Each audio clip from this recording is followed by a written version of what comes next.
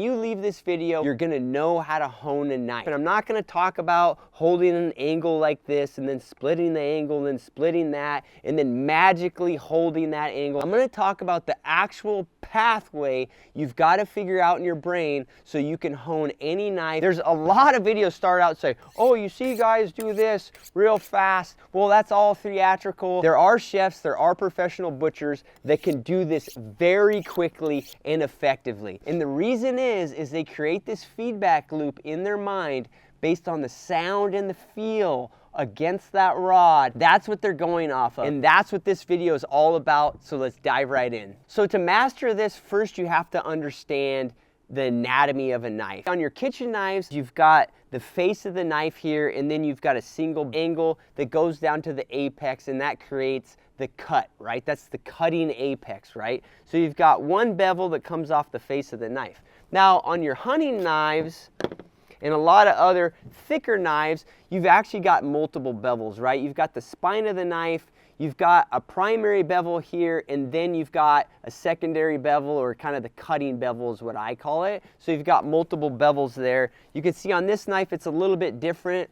You've got the spine of the knife, you've got one long primary bevel, and then you have a thin cutting bevel right here at the edge of the knife. So once you understand that anatomy, you can start to understand why there's a different feel whenever you're honing the knife, right? Because what you want is you want this hone to be right against that cutting bevel, right? Right against that edge, right? The edge that actually does the cutting. And ideally you want to run the steel or ceramic rod across that edge at the exact angle of the edge as you hone the knife. Now, one thing to note, and this is going to be a theme throughout this video, is most people run their knife too flat, and that's because they're very concerned that if they go too much at an angle on the rod, they're going to dull their edge, right? And at the extreme, that is the case, but for the most part, and it's just a psychological thing, people are too conservative when it comes to using these honing rods and ceramic rods. These rods are not made to take metal off your knife. If you use a lot of pressure, some of them will, but most of them, it's pretty hard to actually take metal off your knife. What they're doing is they're realigning that edge. The reality is, if you're actually a little more aggressive than the cutting edge, you'll still accomplish the goal. There's this lie out there that if you do too aggressive of an angle, just slightly, what happens is the ceramic rod or the kitchen steel is gonna make a micro bevel on your knife. So first, a micro bevel on your knife that keeps the knife sharp is better than not honing the knife at all. But that's another digression, probably another video. It's very hard to create a micro bevel with a ceramic rod or a kitchen steel because they're not made to remove metal, right? They're made to align an edge. So just realize that if you're slightly more aggressive, you're still gonna accomplish the goal without hurting the knife. If you're too flat, you're not gonna accomplish the goal and you're wasting your time. And that's where I would say 70 to 80% of people who have trouble with these rods in tuning up their knives, that's where they have an issue. They're just not aggressive. If you don't believe me and you've struggled with this, just get one of your cheaper kitchen knives and be very aggressive on your honing rod as you progressively use that knife. And I think you'll find that all of a sudden the effectiveness of that honing and tuning your knife will go way up just on that basic tip. In the ideal world, you don't want to be too aggressive and you don't want to be not aggressive enough with that angle. You want to have that edge, that cutting edge right against the ceramic rod, right against the kitchen steel. So one thing that's interesting about that is if you don't have it on the cutting edge, you have it on the face of the knife. If you run that against the rod, if you're at a too shallow of an angle, you get a sound that just doesn't sound right. It's like a scraping sound is the best way I would describe it, and you can feel it in your hand. There's either too much drag, like a ton of drag if you put a lot of pressure on that and you've got that primary bevel against the knife, right? You got the primary bevel here, you know, you're like this, and there's just a weird scraping sound and there's a lot of drag. Or if you're not putting any pressure on the knife at all it feels like nothing, right? And that's, again, what happens to people. They want to go real light pressure on these things, and then they have a shallow angle they're using, and they're basically just running that primary bevel, the wide bevel, or the face of the knife along the kitchen steel. That's not going to do anything for your cutting edge, right? And that's one reason why the ideal situation has a unique sound and feel. A wider chunk of metal, obviously, it's going to sound different, it's going to feel different. Now, the next step is, let's say we do a little bit more aggressive angle, and now there's actually an apex there, right? So if you think about it, it's flat, and then it turns into the angle for the cutting edge, right? So there's an apex there. A lot of people who, again, are not using enough angle, they're catching that apex, right? So they're right there. They kind of think they're on the cutting edge, but again, they're actually just on that apex between the cutting bevel and the face of the knife, or the primary bevel. And what happens there is the sound sounds a little closer to what it should sound like, and the feel is a real smooth feel. And it's just because you're just bouncing the knife, you're bouncing that mini apex across the steel, across the ceramic rod, right? And the thing is, though, on the feel front, is it's really unsteady, right? Because you can't lay that apex against anything. It's not like the cutting bevel where there's some surface, right? You're just laying that little apex on there, and it's teeter-tottering, so it's really unsteady. And a lot of people are there. They just feel, these are the people who are very frustrated. They're trying to keep that angle, but they can't. A lot of times they're running along that apex. Now, whenever you get against the cutting bevel, there's just this zing about it. You hear that? Just a zing. And you can feel that. It's smooth. I know I'm running this knife right against the kitchen steel, right against that cutting bevel, right into that apex of the knife. I'm honing up the edge of the knife when I do that, and hear that.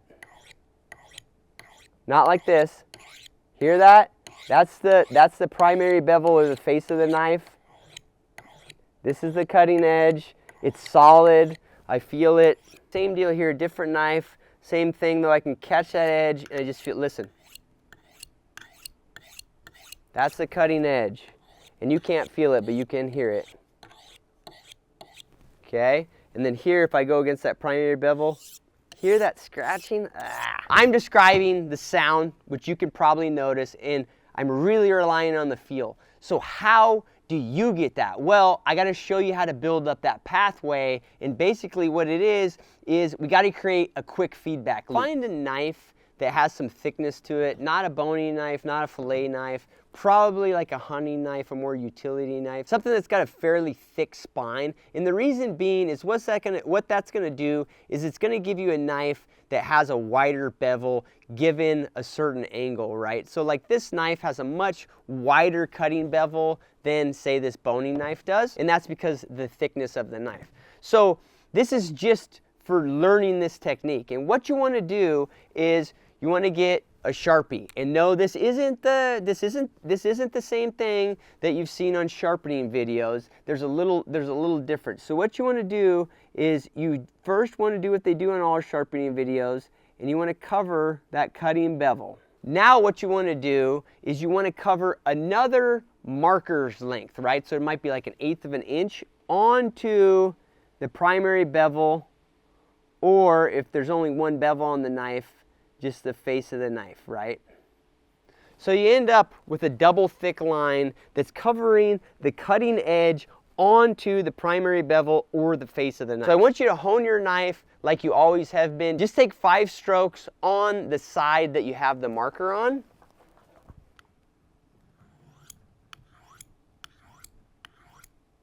Let's look at where we're at.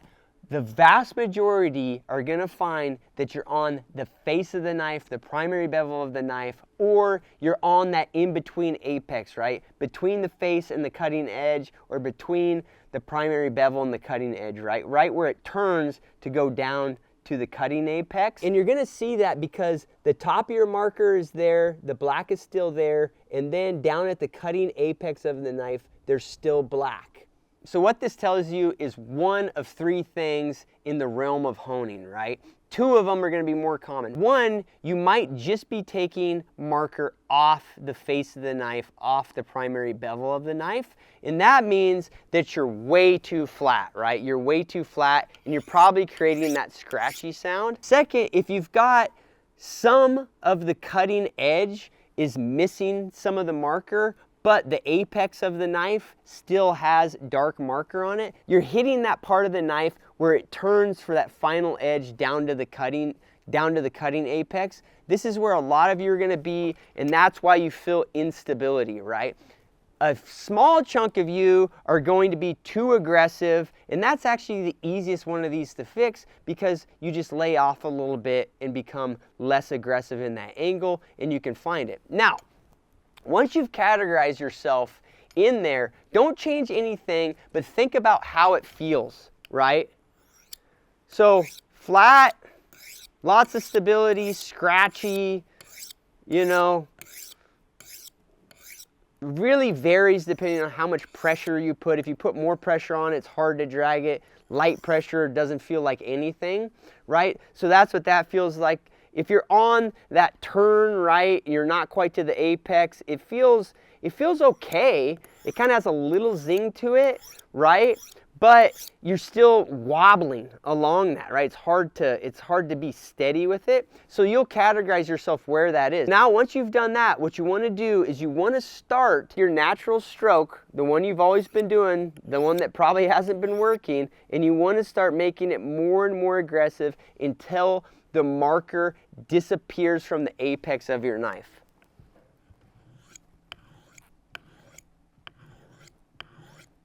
After every few strokes, I'm looking at my knife, right? Still got marker on there, so make it a little more aggressive angle.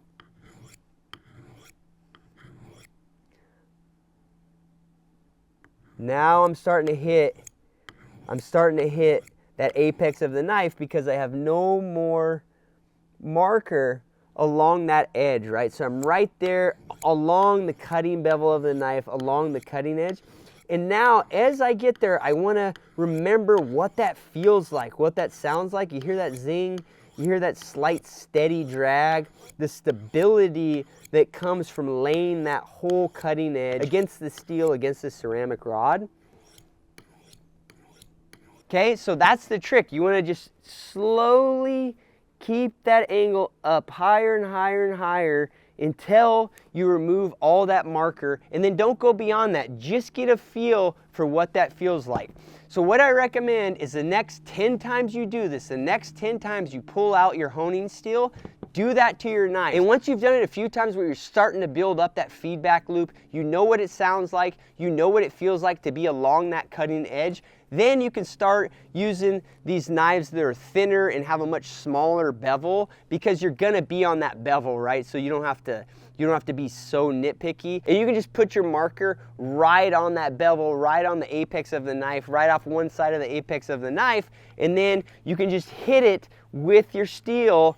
And if you're not hitting it, just steepen it up a little bit and remember what that feels like, what the sound feels like, what the drag feels like. If you do that the next 10 times you hone your knives, I guarantee you, you'll have that feedback loop, and all of a sudden, you'll start to maintain the sharpness of your knives really well. And when knives get a little dull, you'll hit that a couple times and they'll get razor sharp again, and now you actually know how to hone up your knife. And that's the trick to it. You've got to build up that feedback loop. It seems a little hokey with these markers, but first you got to figure out where you're at and what the wrong placement feels like, and then adjust accordingly until you mechanically know the exact angle where you need to be. And you don't need to equate that visually, right? And that's how a lot of people teach this, and it doesn't work. You don't want to equate that angle, oh, that's what it looks like. No. Don't think about it that way. Think about what it sounds like, the zing that it sounds like, the drag it feels like in your hand, and those two variables will get the feedback ingrained in your brain. And soon enough, if you keep doing it, you're going to be like one of these professional butchers who does it real quick. You're going to be like one of these chefs on TV who does it real quick. but it's not gonna be for show. It's gonna be effective, and you're always gonna have sharp knives. If you have a different way that you hone up your knives, feel free to let me know and let everybody else know in the comments. I do recommend that if you're still a little iffy on sharpening, go check out this video on sharpening. It should be very helpful to you. If you enjoyed this video and got value from it, please do me a huge favor and like it and subscribe to the channel. I'll catch you guys next time. Thanks for watching.